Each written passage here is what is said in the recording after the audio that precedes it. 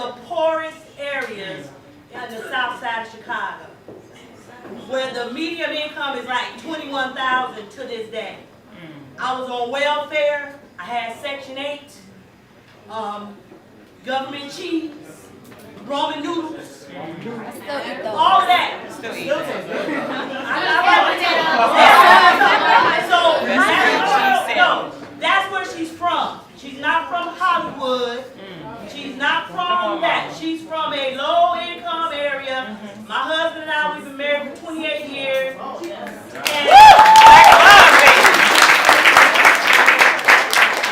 And we wanted better. We wanted better. And so he looked at me, and I looked at him, and I said, we need to do better for our children. So I got back in church. He got back in church. He became an ordained deacon. I became the choir director, and my life changed. And I raised my children in that environment, and I raised them in a Christian environment. And so when anybody attacks Keke for loving everybody, that's a Christian message. That's right. It doesn't mean you don't love black. It means you love people. So when someone asks her on Twitter, do you think all lives matter? She gonna take that bait every time. Because her mama told her to love gay people. My brother was gay, died with AIDS. Was a Vietnam vet, came back a heroin addict. And died from AIDS. One of the first people to die from AIDS. So she cares about all people. All people. My niece just married a woman. We got everybody in our family. So I wanted to say this. Keke loves everybody. If y'all got a problem with that, it came from me. Take that shit out on me.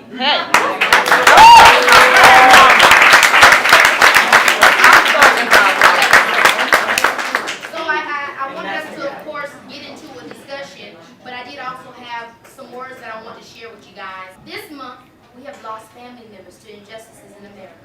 We have lost family members to racial discrimination, sexual discrimination, and I'm sure much more that the media has not covered. Growing up black in America in a very separated suburb of Illinois, and one of the only blacks in my school, I've always felt the effects of racism. In these past few years, I feel like the number of black deaths at the hands of our police force has mimicked what my generation has only heard about in the 60s. But the difference is social media. To look on social media and see that we are not listening to one another and supporting one another, but instead directing our aggression and pain over what has happened at one another hurts me. Seeing my black brothers and sisters conflicted and divided over whether not to acknowledge the recent LGBT's community suffering as well as their own cultural suffering without being seen as a traitor is disheartening. Why? Anger is a choice. Hate is a choice. Love is a choice. Why do we choose to get mad at one another? How do we arrive at the conclusion that anger is the only way to get our voices heard? Why is it when things go badly and deeply wrong, that is the only time we come together? Even as a child, my family and I really only came together for the sake of a funeral. Why is it that we have memes constantly perpetuating the idea that light-skinned girls can be horribly unpleasant and still be loved, but dark-skinned girls should tone down their assumed attitude and be lucky if they have clear skin and a fat ass? We as a people must know that until we accept our pain and address our feelings, we will continue to perpetuate the same pain and hurt within our community. And it is that hurt that causes us to lash out at each other. We are brothers and sisters, and we are not mad at each other. We are mad at the system. It's the system that has separated us from each other in our collective culture, and it has separated us from our brothers and sisters of humanity. When we call ourselves brothers and sisters, what does that mean? It means family. No, none of us know all the answers, but I ask you, family, how do we get there by jumping down each other's throats, calling up each other's names, and never listening to what the other is saying? No, everything isn't about slavery, but some things are. And I'm not afraid to shout it through the rooftops. Black people have been hurt. We have been hurt in America. We have been bruised, and we have been left for dead. But yet we rise. No, we are not weak. Because as you see, we have survived, and we are still surviving. But there's a difference between surviving and thriving. And we cannot thrive when we cannot accept ourselves first. We will continue to drown in our own ignorance until we bring ourselves and one another into the light. Subconscious self-hate is not who we are. It is instead the generational brainwashing that we experienced for centuries through slavery and separation. Separation from society from ourselves. It is a part of the many behavioral dysfunctions developed during the mental breakage of our ancestors from the fucking moment they were brought over the Atlantic Ocean.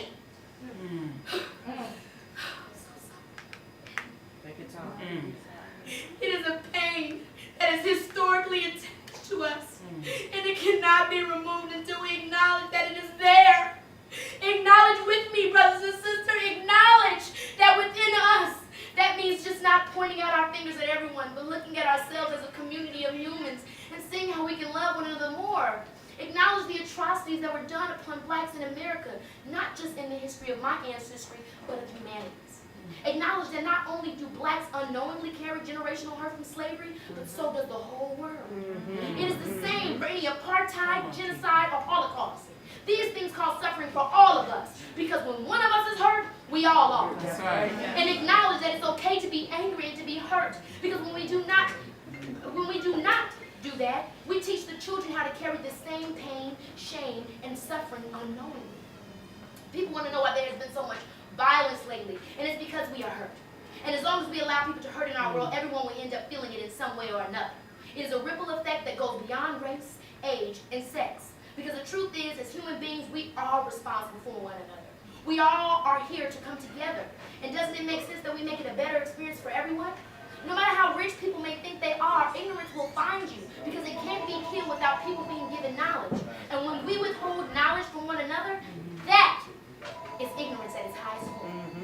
Slavery went on for 400 years. By the 400th year, blacks had already been so far removed from our culture in Africa that all we knew was slavery. Imagine a whole history of greatness, kings and queens, a whole civilization being wiped out and replaced with only the memory and the reality of slavery. I don't know how that makes you feel, but it hurts me. Not just as a black person, but as a human. However, that is not our fault, so why should we carry it? We are carrying the chains that have already been broken. I choose not to carry it. I choose to say instead, wow, I don't have to choose the behavioral patterns that my ancestors had to use or accept in order to survive at that time. Their blood and tears gave me the opportunity to know better and do better. So that's what I'm going to do. This is what Kanye means when he says new slaves. It is the mental bondage we put on each other and ourselves and allow each other to stay in. If you're not helping to solve the problem, you are part of it. The world needs you. So my biggest point is that we have to be responsible for our own ignorance before we can point the finger at someone else. And I'm saying this because I don't want us to be hurt anymore. My human experience as a black person definitely makes me relate extra personally to slavery, but that's the same as a Jewish person could really relate to the cultural pain of the Holocaust. But slavery was just the second act. What about the first act? When we were kings and queens. Queen Amani-Renas defeated Alexander the Great during her reign of Candake of Kush. When I learned that, it really freed my spirit in ways I didn't know I was chained. I don't have to perpetuate the behaviors birthed from slavery. I can acknowledge that history, and I can help to create new habits and images within our culture. And we all can. We can look back over all of Africa and its history and see that we have many options of our ancestors' storylines to get encouragement from. As a young black person, I realized that I do not have to look at slavery as my people's only pain and only trauma. Mindfulness is the key to us becoming actors in life, exercising our free will and truly taking a moment to feel it out, as opposed to being emotional reactors to what has been done in humanity, or even more specifically, our different cultures. Instead, let's respond to pain unaddressed by addressing it in each other. If you are a male and are aware of the obvious discriminative pay wages for women, stand up for the women, man. If you are of the LGBT community, do not sit alone. Connect to your black brothers and sisters that you see are also being discriminated against, and the same goes for every other discriminated or impoverished community. We must stand up for each other and stand up together in order for us all to be heard. How can change be denied if every community comes together to support each other on eradicating their collective problems? It's up to us to hold one another up, because that is where change arises. If we say no to one another's oppression, that is unity. When one of us is ignorant, let's discuss it. Let's pray for one another instead of bullying one another. Right. And this can only be done when we learn the meaning of loving ourselves. Once we do these things for ourselves, we can do it in our cultures, then our collective culture, and our world. But it starts with you first. Then we can be of service to others. A life of service is a happy life, as Muhammad Ali would say. I believe this is the purpose of human life. The journey is getting over ourselves enough to honor the gifts that our spirits bring so we can use them to heal the world. Mine is through the arts and here to be separate or alone or to just make money and to just be rich. We were put here together to experience what life is, the ups and downs, and to learn to look to each other for that support. We at some point forgot that we are all family because we got caught up in pleasing our flesh. You don't leave this earth with your money, your cars, or even your body. The only thing that lives on is the way you have made people feel. The things you have done. So I ask you, what have you discovered from the pain of your personal story that you can use to heal humanity? What is your magic? What is your tool? Voting is one. And not just for the president, but judges, precinct captains, attorney generals, and any office that distributes justice. We must make these people accountable. I'm here. I don't know all the answers, but let's take suggestions from each other and let's be kind. Let's acknowledge our power to transform ourselves, our communities, and the world. Right. Woo.